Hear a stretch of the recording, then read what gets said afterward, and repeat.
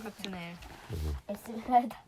에스메랄다는 8이. 자, 이카보그 21장 그 여자를 프로디션 교수.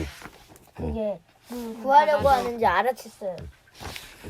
지난번에 버트가 아빠를 죽인 괴물에게 복수하겠다고 다짐했지. 네, 맞아요. 자, 장례식 다음날 아침 스피트로스가 왕의 방문을 두드리더니 두루마리 여러 개를 갖고 들어가 왕이 앉아있는 탁자 위에 쏟아놓았다. 프레드는 여전히 치명적인 이카보그에 맞선 무적의 용맹 훈장을 목에 건 채 그것을 한껏 돋보이게 해주는 빨간 옷을 입고 있었다. 그가 말했다. 스피드러스, 이 케이크가 평소처럼 맛있지가 않아. 그러자 스피드러스가 대꾸했다. 폐하, 안타깝지만 남편을 잃은 비미씨 부인에게 며칠 휴가를 주는 게 좋을 것 같았습니다. 이 케이크는 보조 제빵사가 만들었습니다. 알지? 비미씨 부인이 그 네. 맛있는 빵 만드는 사람이라는 거? 네. 그렇군. 어쩐지 즐기더라니까. 프레드는 남은 소소한 사체를 다시 접시에 던져놓으며 물었다. 그런데 이 두루마리는 다 뭐야? 우리 왕국의 이카보그 방어 체계를 강화하는 방법들입니다, 폐하. 피트러스가 말했다. 그렇군. 좋아. 프레드 왕이 케이크와 찻주전자를 옆으로 치우고 자리를 마련해주자 스피드러스는 의자 하나를 끌고 왔다. 폐하, 가장 먼저 할 일은 이카보그에 대한 최대한 많은 것을 파악하는 일입니다. 그래야 그놈을 어떻게 물리칠지 알아낼 수 있지요. 그야 그렇지. 하지만 어떻게 스피드러스, 그 괴물에 대해서는 알려진 게 전혀 없잖아. 우리 모두가 오랫동안 이카보그는 상상의 괴물이라고만 생각했다고. 외람되지만 폐하께서는 잘못 알고 계십니다. 제가 여기저기 수소문한 끝에 코르노코피아 최고의 이카보그 전문가를 만났습니다. 지금 플랫풍경이 그분과 함께 밖에서 기다리고 있습니다. 폐하께서 허락하신다면. 그래. 그럼 어서 데려와라. 어서. 프레드가 흥분한 목소리를 말했다. 스피드로스는 잠시 방을 나갔다가 플랫풍경과 함께 웬 노인을 데리고 들어왔다. 머리칼이 하얗게 새고 눈을 한없이 작게 보이게 만드는 두꺼운 안경을 쓴 작은 노인이었다. 폐하, 프로디션 교수입니다. 플래푼이 소개하자 두더지처럼 생긴 작은 노인이 왕에게 깊이 고개 숙여 인사했다.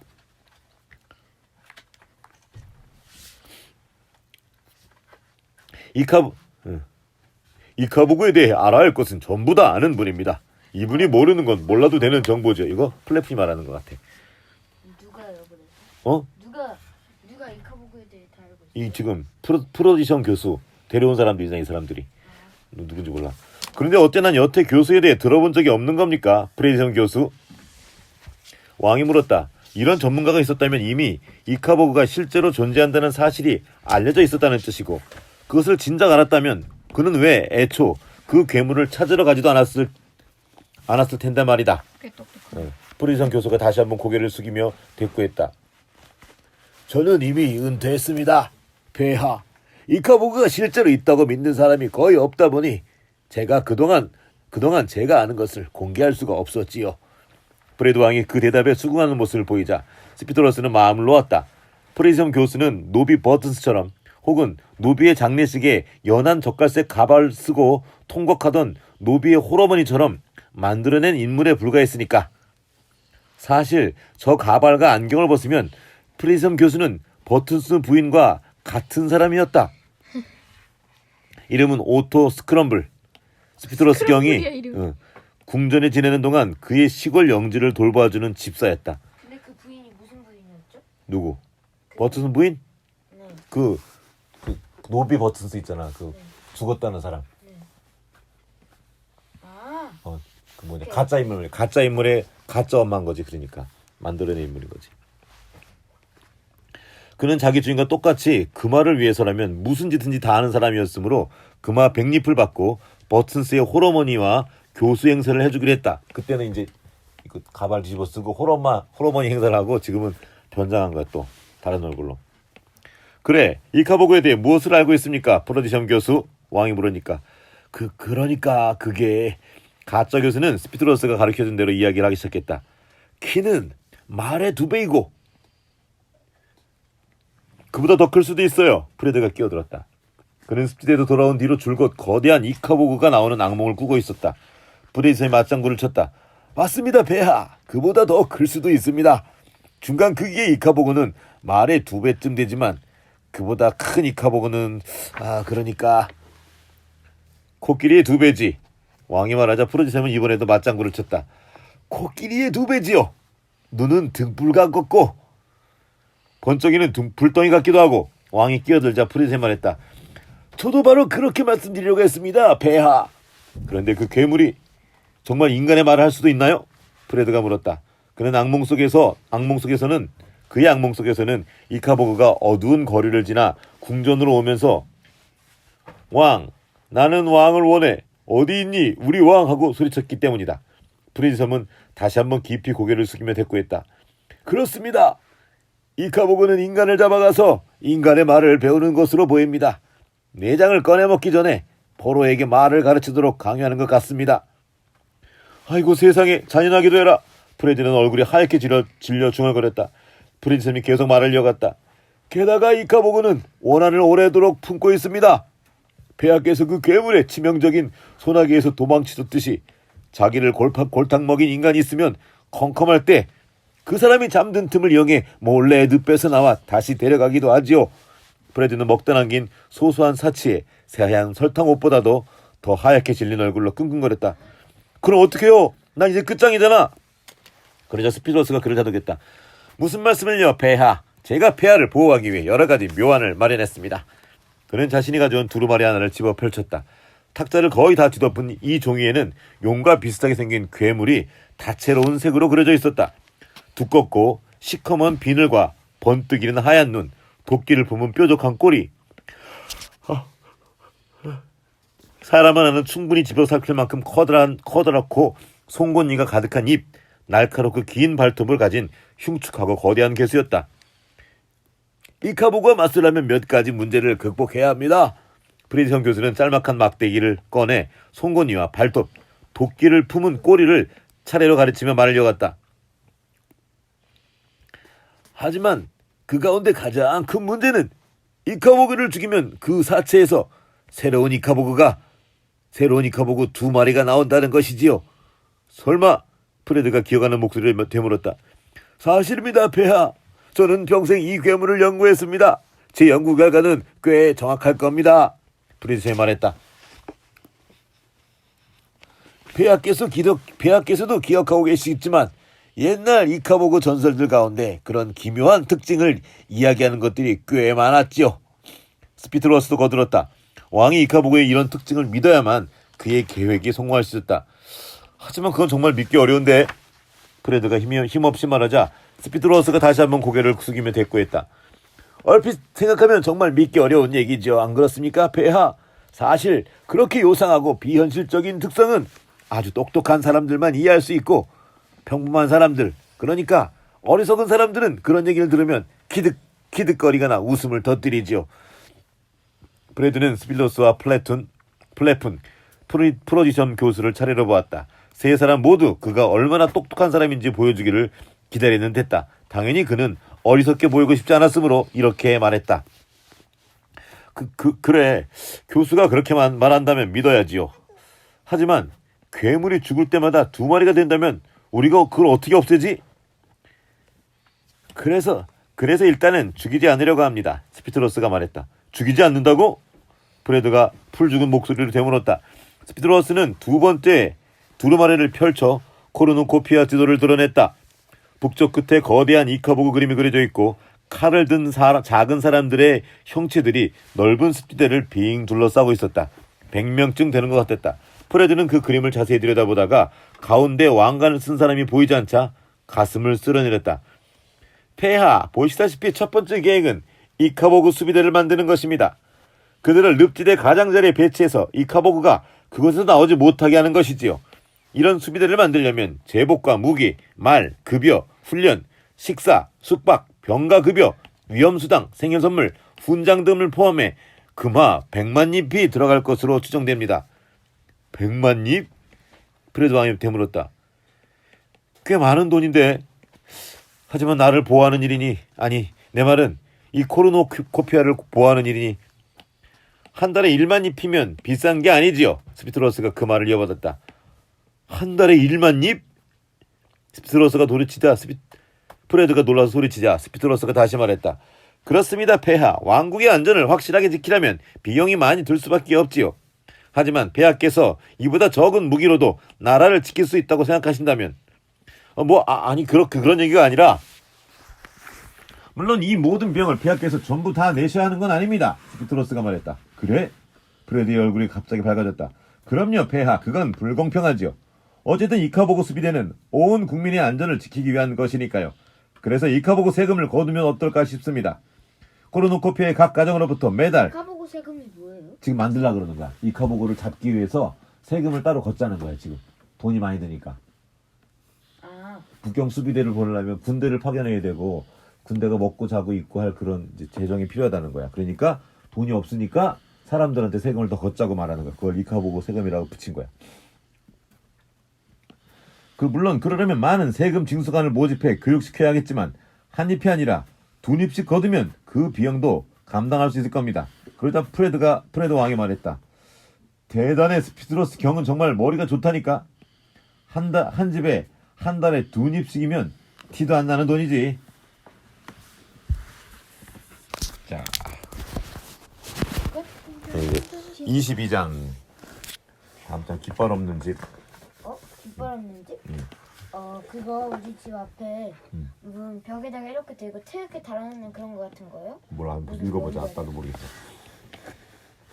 그리하여 이카보그로부터 나라를 보호한다는 이유로 코르노코피아의 모든 가정이 한 달에 금화 두 잎의 세금을 내기 시작했다. 곧 코르노코피아의 거리들에서는 세금 징수관들이 심심치 않게 눈에 띄었다. 그들이 입고 다니는 검은 제복의 등에는 등불처럼 번뜩이는 크고 하얀 눈이 그려져 있었다. 그 세금이 어디에 쓰이는지 잊지 않게 하려는 목적이었지만 술집에 모인 사람들은 그것이 한 사람도 빠짐없이 세금을 내는지 감시하는 스피트로스의 눈이라고 수근거리곤 했다. 금화가 충분히 모이자 스피트로스는 이카보그가 얼마나 잔인한 괴수인지 모두가 잊지 않게 하려고 이카보그 희생자 한 사람의 동상을 세우기로 했다. 처음에는 비미시 대장의 동상을 세울 계획이었지만 슈빌의 술집들을 염탐한 그의 첩자들은 오히려 버튼스 병사의 이야기가 사람들의 마음에 울림을 준다고 보고했다. 대장의 죽음을 알리기 위해 자신에서 말을 타고 어둠 속으로 들어갔다가 결국 이카보그의 먹잇감이 되어버린 젊고 용감한 버튼스, 그 병사야말로 멋진 동상을 세워 기려야 하는 고귀한 비극의 인물이라고 사람들은 생각했다. 그에 비해 비미시 대장은 그저 안개가 자욱하게 깔린 어두운 습지를 섣불리 돌아다니다가 변을 당했을 뿐이라고 여겨지는 듯했다. 슈빌의 술꾼들은 비미씨가 노비 버튼스를 죽음으로 몰아넣었다 하며 분통을 터뜨리기도 했다. 스피트로스는 대중의 비위를 맞추기 위해 노비 버튼스의 동상을 만들어 슈빌에서 가장 큰 광장 한가운데에 세우게 했다. 버튼스는 소년같이 앳된 얼굴에 단호한 표정을 띈 채 멋진 군마를 타고 황동망토를 휘날리며 성 안으로 돌아오는 모습으로 영원히 굳어졌다. 일요일이면 이 동상 아래 꽃을 갖다 놓는 것이 유행처럼 번졌다. 그리 아름답지 않은 한 젊은 여인은 자기가 노비 버튼스의 여자친구였다며 하루도 빠짐없이 꽃을 갖다 놓기도 했다. 스피트로스는 왕의 관심을 돌리는 데에도 그 말을 조금 쓰기로 했다. 프레드 왕은 여전히 이카보그가 남쪽으로 내려와 숲에서 자기를 덮칠지도 모른다며 사냥을 나가지 않으려고 했다. 왕과 놀아주는 일이 지겨워진 스피트로스와 플레프는 좋은 방법을 생각해냈다. 이카보그와 맞서 싸우는 폐하의 초상화를 그려야 할 것 같습니다. 폐하, 온 백성이 원하고 있습니다. 정말? 왕이 단추를 만지작거리며 되물었다. 오늘 입은 옷에는 에메랄드 단추가 달려있었다. 그는 전투복을 처음 입은 그날을 떠올려 보았다. 그 아침 그는 이카보그를 죽이는 자신의 모습이 초상화로 그려지는 것을 꿈꾸지 않았던가. 스피트로스가 그 꿈을 실현하게 해주다니 그 뒤로 2주에 걸쳐 그는 늪지에서 더러워진 제복을 대신할 새 제복을 골라 맞추고 보석 박힌 칼도 새로 만들게 했다. 그러고 나자 스피트로스가 코르노코피아 최고의 초상화 화가인 말리크 모틀리를 데려왔고 프레드는 아련실 벽면 하나를 온전히 뒤덮을 커다란 초상화를 위해 몇 주 동안 포즈를 취했다. 아련실이 뭔지 알아? 아련실? 몰라요. 아련하는 거는 높으신 분을 만나는 거를 아련이라 그래. 실은요? 아련. 실은 집, 방. 그런 하는 그런 공간을 방실. 모모하는 실. 아련실. 왕을 만나는 방을 아련실이라고 부르는 거야. 모틀리의 뒤에는 그의 못 미치는 다른 화가 50명쯤이 앉아 모틀리의 그림을 따라 그렸다. 그들이 그리는 좀 더 작은 크기의 초상화들은 코르누코피아의 각 도시와 마을로 보내질 예정이었다. 모틀리와 다른 화가들이 그림을 그리는 동안 왕은 그들에게 괴수와 싸운 그 유명한 이야기를 다시 들려주었다. 이야기를 하면 할수록 진짜 있었던 일처럼 느껴졌다. 프레드가 이처럼 즐거운 일에 빠져있는 동안 스피드로스와 플레프는 저희 마음대로 나라를 운영하며 다달이 남은 금화를 상자에 나눠 담아 한밤중에 그들의 시골 영지로 빼돌렸다. 그렇다면 헤링본 밑에서 함께 일하던 다른 고문관 11명은 어떻게 되었을까? 하룻밤새 수석 고문관이 자리를 내놓고 두 번 다시 나타나지 않았는데 이상하게 여기지 않았을까? 아침에 일어나 보니 스피드로스가 헤링본의 자리를 꿰찼는데 어떻게 된 일인지 수상히 여기지 않았을까? 무엇보다도 그들은 이카보가 실제로 있다는 이야기를 믿었을까? 전부 다 좋은 질문이다. 지금부터 차근차근 답해주겠다. 물론 이 고문관들은 스피드로스가 제대로 된 투표도 거치지 않고 그 자리에 올라서는 안 되는 일이라고 수군거렸다. 그중 한두 명은 왕에게 가서 얘기해볼까 생각하기도 했다. 하지만 결국엔 내버려 두기로 했는데 이유는 오직 하나. 왜 그랬을까? 어차피 안 믿을 거니까. 또.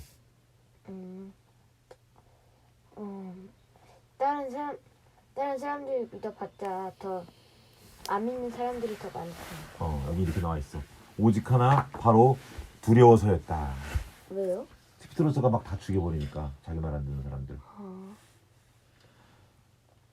사실 이제 코르누코피아의 모든 도시와 마을 강장마다 스피드로스가 쓰고 왕이 서명한 선언문이 붙어 있었다.